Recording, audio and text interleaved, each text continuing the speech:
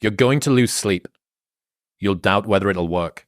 You'll stress to make ends meet. You won't finish your to-do list. You'll wonder whether you made the right call and have no way to know for years. This is what hard feels like, and that's okay. Everything worth doing is hard, and the more worth doing it is, the harder it is. The greater the payoff, the greater the hardship. If it's hard, good.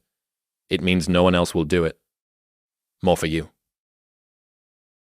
I think a lot of entrepreneurship and even personal growth is training yourself on how you respond to hard. Because in the early days, hard was, ooh, stop. This isn't good. This is a warning sign. This is a red flag. I should slow down, or I should stop, I should pivot.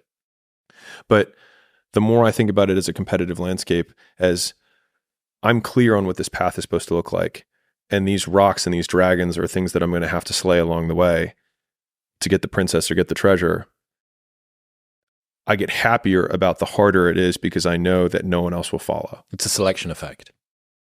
And I think if you can shift from this is hard to no one else will be able to do this, then it flips from being this thing that you're like, oh, poor me, to, oh, poor everyone else who's going to have to fucking try. Yeah.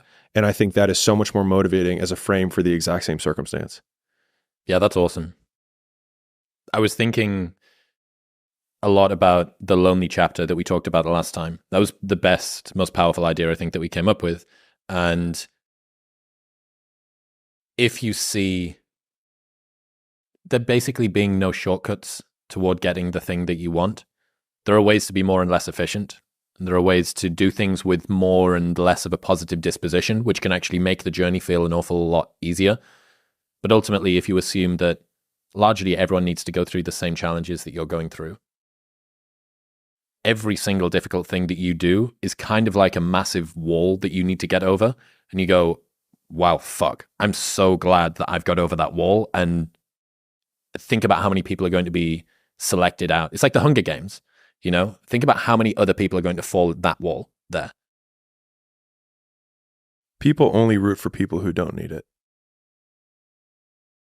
Like the amount of times when I was on my lonely path where I was too different from the friends that I had, but not successful enough to be friends with the people that I wanted to be friends with. That's when you want people to root for you. That's when you want people to support you. Once you've already won, people are like, he's amazing, he's so good. But like, that's the time when you need it the least. And so you always have to be the person who roots for you before everyone else does. And it's usually a single clap in the auditorium for a very long period of time. It is a slow clap that's just you rooting for you. And that visual, I think, is one that you can kind of take because it is. People struggle to do things alone. And the path of the exceptional person is one of an exception, which means that you are not with other people. And rather than fighting that or bemoaning it, see it as an indicator that you're on the right path. Because if everyone else were cheering you on, then it means you're not in the right place, because it means you're just like everyone else, and that's not where you want to be. It's an interesting paradox that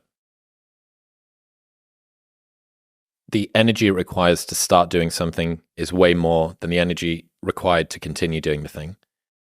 And that the beginning of doing anything results in the lowest amount of reward, both internal and external, than when you've been doing it for ages. So I think about this a lot with the show, that there was this stat that Spotify told us 85% of the listeners of this show found us in 2023. Right. And I thought at the end of 2022, remembering at that point, I'd been on Rogan, we were at like 650K. We've got, we've been doing 550, 600 episodes deep. Yeah. Like I've got it. I've done the thing. Like this is me doing, if this isn't fucking doing the thing, I've moved to Austin, Texas. I've got an O1 visa. I've got like all the rest of this stuff. Jordan Peterson's been on twice. You've been on. And yet everything up until that point is 2 months of growth. Yeah, I mean, we made more money just from a revenue perspective. We made more money and more subs in 1 month December of last year than we did in the entire first 3.5 years of the show. So it's this odd paradox. And one of the things that you need to ensure, I've had this idea about protect your passion at all costs, because if you begin to hate the thing that you do, you negatively change your trajectory. And that means that at the time when you can benefit the most by every single unit of work, which is the later that you go, presuming that you continue to hit that upward trajectory, if you've completely killed any passion or desire to do the work in the early stages because you've not protected it appropriately, that can be by focusing on the wrong things, by not rewarding yourself, by not building it with people that care about you, by just not celebrating when you hit milestones, all of the things that actually help to keep you going. Being a character. By the time you get to the stage where each unit of effort allows you to gain 1,000 or 1,000,000 of each of the things that it would have done at the very beginning, you've inverted the passion equation. Takes way more energy to start a thing than to continue doing a thing. And yet, in the beginning, the rewards are way lower than they are at the end. But if you don't protect your passion, your motivation is at its lowest when you are at your highest amount of efficiency in terms of returning your time put in. I think a hopeful message that anyone can think about who's in that hard period or in that start period is that it won't get harder. Like, this is the hardest part. And so if you can just make it through this, everything else is downhill. It's not that the things that the dragons are going to slay aren't going to get bigger. They are. But you become so much more equipped to slay them back. And you have so many more allies. You have people in the stands cheering for you. You have the audience. You have all of these other things that are behind you. But at the beginning, it's just you with a stick against a bear. And arguably, that fight is a harder fight to win than beating a dragon when you have a nuclear bomb and 6 nations behind you. And so it's not even like the size of the hardship. It's just also the resources and how few of them you have, and how so much of the beginning is literally burning the one thing you have, which is time, because you have no leverage. You don't have the money to pay other people to help you. You don't have the resources to go get someone no one can learn it for you. It's like there's a lot of the things that we care about a lot. Like, no one can work out for you. It doesn't matter how much money you have. No one can learn skills for you. And so in the early days, it feels so painful because you look around to see who can help you, and then you're like, fuck, it's me again. And I think getting comfortable with the idea that each of these things, kind of like Slumdog Millionaire, if you've seen that movie where I'll give you the TLDR. He goes through his entire life of randomness, and he gets on a Who Wants to Be a Millionaire version in India. And it has 12 questions to make $1 million. And from only 12 random experiences in his life that seemed meaningless at the time, was he able to answer all of the questions and then ultimately win. The skills that you develop along the way, like Steve Jobs learning calligraphy that then became Apple fonts that, transformed how we type. Those early days, that little trench winning in the weeds, oftentimes gives you these huge advantages later on because you have more context than anyone else. And so rather than lament them and hate the fact that you're going through it, remembering that these will be arrows that you put in the quiver that you're going to be using to slay the future bigger dragons. And so expecting it to be easy is what makes it much harder than it ever is. I've always loved earning my stripes with the things that I've done, whether it was with nightlife or running the podcast or doing whatever.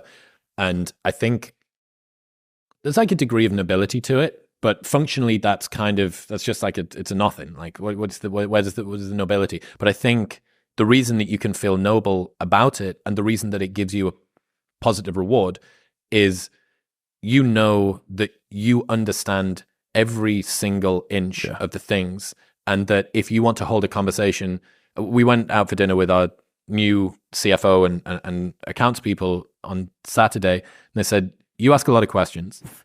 Most people don't ask very many questions. Right. And I also don't care at all about accounts, really. Like, I'm not doing this for money, but they said, you ask a lot of questions. I said, well, I don't ever really want to walk into a room and not be able to hold my own, at least just competently, if it's to do with something that I care about. And the same thing goes for this. Like, I started to learn about focal lengths and frame rates and negative fill, reverse contrast lighting. And then, sure enough, 2 years after we started doing it, a bunch of different, I sent you the Instagram thing, like this really awesome film Instagram that I've been following for ages, picked us up for what we were doing and gave us props independent of the talky thing, which is fundamentally what we're here for. And we created this entire new industry of like cinematic podcasting, which was recognized by, as far as I'm aware, like the best cinematic, it's called Filmlights, at Filmlights, people can go and see it on Instagram, like the best decoder and analyzer of cinematography. And 2 years ago when we started, I remember thinking, fuck, like, I love the way that they've broken down what happens in Ad Astra. Oh my God, the whole thing was shot on 35mm. Each different scene's got 2 pairings of colors and stuff like that. And then, but the reason that we were able to get there, at least in some part, is I can have a conversation with people. So each of the things that you do when you not only win in the weeds, but live in the weeds, then allows you downstream from that to see the things that other people aren't seeing. There's a quote that I love from Dr. Cashy. I'll probably butcher it, but experts have more ways to win than beginners do. And so if an expert goes into any setting that they're expert in, they have so many faster feedback loops that reward them in the moment before the ultimate outcome. So if you're a master video editor, there's so many things that you can do that while editing, you make one change and then it looks right. You have a positive feedback loop. And so I think when you're on the start path, you can't look at the outcome as the only positive because you will never make it. And so the positive frame that I've always used is, sure, you can have the external ones of like, I like thinking about my first videos had like 13 views. And I'm like, well, if I had an audience of 13 people, I used to spend years pitching, weight loss stuff to rooms of 13, and that was fine. And so thinking about that way was helpful. But the most helpful frame was thinking about who I was becoming as the asset that I was building. So in real time, whenever I finished a long day's work, I was becoming more like the type of person who could work for 5 years without reward. And that would be part of the story I would someday tell. And so some of the biggest reinforcers I've had in my life has been future casting the story that I would tell about the shitty period that I was in. Like I remember when I was sleeping on the floor at my gym because I didn't have enough money for 2 rents. And I was like, I will fucking tell this story.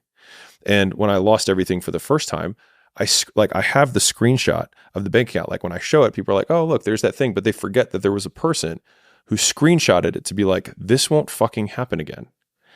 And I think having a larger narrative of where you're ultimately going, one, gives you the vision of where you're knows where he's going, but it allows the dragons that you have to slay along the way, the hard things that you have to overcome, to feed into the larger narrative of the story that you'll someday tell. And so like no one ever tells stories about the hero who made it all happen immediately and had no hardships. No one cares, right? Like, okay, you were born to a billionaire. Is there a story there? Not really. But everyone loves the story because we can see ourselves in the character and how much we hope to be like them. And it's the being like them, not the having what they have, that we usually like. And so reframing ourselves as the hero of that narrative in my harder times was what really got me through that, and thinking,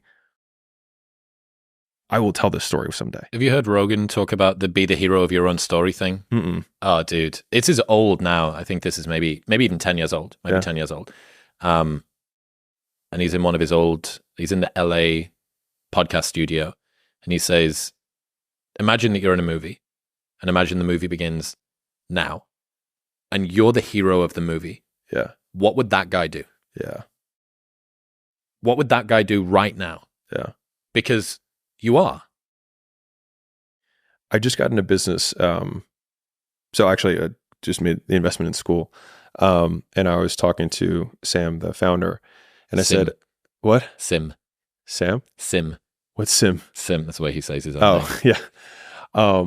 And I was talking to him and I said, I want to give you the single easiest razor to predict my behavior. And I said, whatever will be the most epic story is the thing that I will most likely do. And so oftentimes the most epic story is not the shortest outcome to victory. It's the long saga that results in this big thing later, eventually. And I was like, if you ever want to know, if you're like, I'm not sure what he's going to do in this situation, just wonder what the most epic story to tell would be. And that's usually what I will do.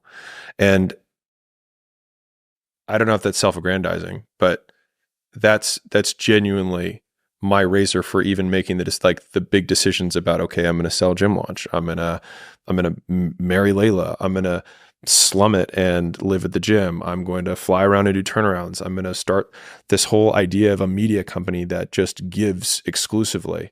Or like, how do I put all these together? It's like, well, what would be the most epic story? And I thought of this idea of just like, when I think about who that story I want to tell is this billionaire that documented the entire thing the whole way and just gave. Because I always thought, I was like, I wish that Elon Musk and Warren Buffett and all these guys would have like, and Jeff Bezos, like would have just like, I would love to have seen 1997 Amazon content. And a lot of the content in terms of like, it's getting 5 views. It's like, it's okay because when we make it, they're going to come back and watch this. So I don't need them to watch it today. I want them to know that it's here when I do. And I think that got me out of the loop of it. I have to win right now. And then every one of them is just dropping a kernel or a breadcrumb for future me to refer back to.